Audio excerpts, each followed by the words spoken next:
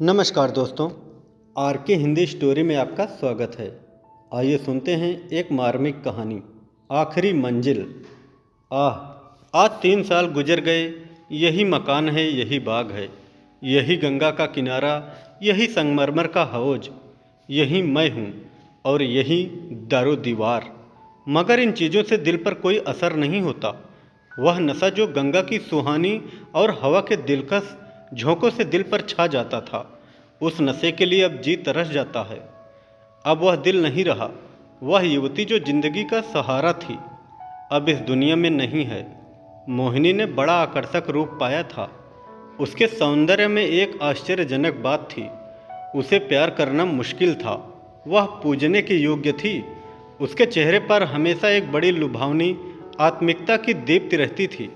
उसकी आंखें, जिनमें लाज और गंभीरता और पवित्रता का नशा था, प्रेम का स्रोत थी। उसकी एक एक चितवन, एक एक क्रिया, एक एक बात उसके हृदय की पवित्रता और सच्चाई का असर दिल पर पैदा करती थी।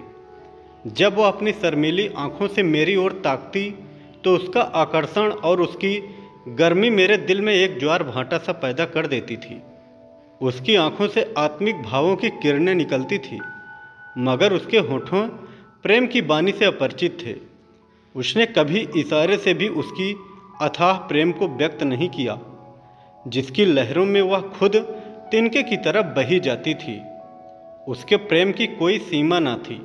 वह प्रेम जिसका लक्ष्य मिलन है, प्रेम नहीं वासना है। मोहिनी का प्रेम वह प्रेम था जो मिलने में भी वियोग के मज़े लेता है।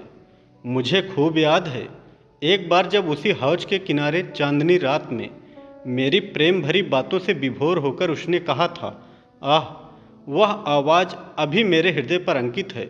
मिलन प्रेम का आदि है, अंत नहीं। इसमें ज़्यादा शानदार, इससे ज़्यादा ऊंचा ख्याल कभी मेरी नज़र में नहीं गुजरा। वह प्रेम जो चितावनों से पैदा होता है और वियोग में भी हरा भरा रहता है। वह वासना के एक झोंके को भी बर्दाश्त नहीं कर सकता। संभव है कि यह मेरी आत्मस्तुति हो, मगर वह प्रेम जो मेरी कमजोरियों के बावजूद मोहिनी को मुझ में था, उसका एक कतरा भी मुझे बेसुध करने के लिए काफ़ी था। मुझे आश्चर्य होता था कि मुझ में वह कौन सा गुण था जिसने मोहिनी को मेरे प्रति प्रेम में विह्वल कर दिया था। सौंदर्य, आचरण की पवित्रता, मर्दानगी का जौहर यही गुण है जिन पर मोहब्बत निछावर होती है, मगर मैं इनमें से एक पर भी गर्व नहीं कर सकता था। शायद मेरी कमजोरियां ही उस प्रेम की तड़प का कारण थी। मोहिनी में वह अदाएं न थी जिन पर रंगीली तबीयतें फिदा हो जाया करती थी। तिरछी चितवन, रूप गर्व की मस्ती भरी हुई आंखें, दिल को मोह लेने वाली मुस्कुराहट, चंचल वाणी, उनमें से कोई चीज़ यहाँ न थी। मगर जिस तरह चांद की मुद्धिम सुहानी रोशनी में कभी कभी फुहारें पड़ने लगती हैं, उसी तरह निश्चल प्रेम में उसके चेहरे पर एक मुस्कुराहट कौंध जाती और आंख नम हो जाती। यह अदा न थी, सच्चे भावों को तस्वीर थी जो मेरे हृदय में पवित्र प्रेम की खलबली पैदा कर देती थी। शाम का वक्त था, दिन और रात गले मिल रहे थे। आसमान पर मतवाली घटाएं छाई हुई थी और मैं मोहिनी के साथ उसी हौज के किनारे बैठा हुआ था। ठंडी ठंडी बयार और मस्त घटाएं हृदय के किसी कोने में सोते हुए प्रेम के भाव को जगा दिया करती हैं। वह मतवालापन जो उस वक्त हमारे दिलों पर छाया हुआ था, उस पर मैं हजारों होशमंदियों को कुर्बान कर सकता हूँ। ऐसा मालूम होता था कि उस मस्ती के आलम में हमारे दिल बेताब होकर आंखों से टपक पड़ेंगे। आज मोहिनी की जबान भी संयम की बेड़ियों से मुक्त हो गई थी और उसकी प्रेम में डूबी हुई बातों से मेरी आत्मा को जीवन मिल रहा था। एकाएक मोहिनी ने चौंक कर गंगा की तरफ देखा। हमारे दिलों की तरह उस वक्त गंगा भी उमड़ी हुई थी। पानी की उस उद्विग्न उठती गिरती सतह पर एक दिया बहता हुआ चला जाता था और उसका चमकना हुआ अक्स थिरता हुआ नाचता एक पुच्छल तारे की तरह पानी को आलोकित कर रहा था। आह, उस नन्ही सी जान की क्या बिसात थी। कागज के चंद पुर्जे, बांस की चंद तीलियां, मिट्टी का एक दिया कि जैसे किसी की अतृप्त लालसाओं की समाधि थी, जिस पर किसी दूध बांटने वाले ने तरस खाकर एक दिया जला दिया था। मगर वह नन्ही सी जान जिसके अस्तित्व का कोई ठिकाना न था। उस अथाह सागर में उछलती हुई लहरों से टकराती, भंवरों से हिलोरे खाती, शोर करती हुई लहरों को रौंदती चली जाती थी। शायद जल देवियों ने उसकी निर्बलता पर तरस खाकर उसे अपने आंचल में छुपा लिया था। जब तक वह दिया झिलमिलाता और टिमटिमाता हमदर्द लहरों से झकोरे लेता दिखाई दिया, मोहिनी टकटकी लगाए खोई सी उसकी तरफ ताकती रही। जब वह आँख से ओझल हो गया तो वह बेचैनी से उठ खड़ी हुई और बोली, मैं किनारे पर जाकर उस दिए को देखूंगी। जिस तरह हलवाई की मनभावन पुकार सुनकर बच्चा घर से बाहर निकल पड़ता है और चाव भरी आंखों से देखता और अधीर आवाज़ों से पुकारता उस नेमत के थाल की तरह दौड़ता है, उसी जोश और चाव के साथ मोहिनी नदी के किनारे चली। बाग से नदी तक सीढ़ियाँ बनी हुई थी। हम दोनों तेजी से नदी के नीचे उतरे और किनारे पहुँचते ही मोहिनी ने खुशी के मारे उछलकर जोर से कहा, अभी है, अभी है। देखो वह निकल गया। वह बच्चों का सा उत्साह और उद्विग्न अधीरता जो मोहिनी के चेहरे पर उस समय थी, मुझे कभी न भूलेगी। मेरे दिल में सवाल पैदा हुआ, उस दिए में ऐसा हार्दिक संबंध, ऐसी विह्वलता क्यों? मुझ जैसा कवित्व शून्य व्यक्ति उस पहेली को जरा भी न बूझ सका। मेरे हृदय में आशंकाएं पैदा हुई। अंधेरी रात है, घटाएं उमड़ी हैं, नदी बाढ़ पर, हवा तेज। यहाँ इस वक्त ठहरना ठीक नहीं। मगर मोहिनी वह चाव भरे भोलेपन की तस्वीर उसी दिए की तरफ आंख लगाए चुपचाप खड़ी थी और वह उदास दिया ज्यों हिलता मचलता चला जाता था, न जाने कहाँ किस देश। मगर थोड़ी देर बाद वह दिया आंखों से ओझल हो गया। मोहिनी ने निराश स्वर में पूछा, गया, बुझ गया होगा? और इसके पहले कि मैं जवाब दूं, वह उस डोंगी के पास चली गई जिस पर बैठकर हम कभी कभी नदी के सैर किया करते थे, और प्यार से गले लिपट कर बोली, मैं उस दिए को देखने जाऊंगी कि वह कहाँ जा रहा है, किस देश को। यह कहते कहते मोहिनी ने नाव की रस्सी खोल ली। जिस तरह पेड़ों की डालियाँ तूफान के झोंकों से झकोले खाती हैं, उसी तरह यह डोंगी डावाडोल हो रही थी। नदी का वह डरावना विस्तार, लहरों की वह भयानक छलांगे, पानी की वह गरजती हुई आवाज़, इस खौफनाक अंधेरे में इस डोंगी का बेड़ा क्यों कर पार होगा? मेरा दिल बैठ गया। क्या उस अभागे की तलाश में यह कश्ती भी डूबेगी? मगर मोहिनी का दिल उस वक्त उसे वश में न था। उसी दिए की तरह उसका हृदय भी भावनाओं की विराट लहरों भरी गरजती हुई नदी में बहा जा रहा था। मतवाली घटाएं झुकती चली आती थी कि जैसे नदी के गले मिलेंगी, और वह काली नदी यूं उठती थी कि जैसे बादलों को छू लेंगी। डर के मारे आंखें मूंद जाती थी। हम तेजी के साथ उछलते, कगारों के गिरने की आवाज़ें सुनते, काले काले पेड़ों का झूमना देखने चले जाते। आबादी पीछे छूट गई, देवताओं की बस्ती से भी आगे निकल गए। एकाएक मोहिनी चौंक कर उठ खड़ी हुई और बोली, अभी है, अभी है, देखो वह जा रहा है। मैंने आंख उठाकर देखा, वह दिया ज्यों का त्यों हिलता मचलता चला जाता था। उस दिए को देखते हम बहुत दूर निकल गए। मोहिनी ने यह राग अलापना शुरू किया, मैं साजन से मिलना चली। कैसे तड़पा देने वाला गीत था, और कैसी दर्द भरी रसीली आवाज़। प्रेम और आंसुओं में डूबी हुई मोहक गीत में कल्पनाओं को जगाने की बड़ी शक्ति होती है। वह मनुष्य को भौतिक संसार से उठाकर कल्पना लोक में पहुंचा देती है।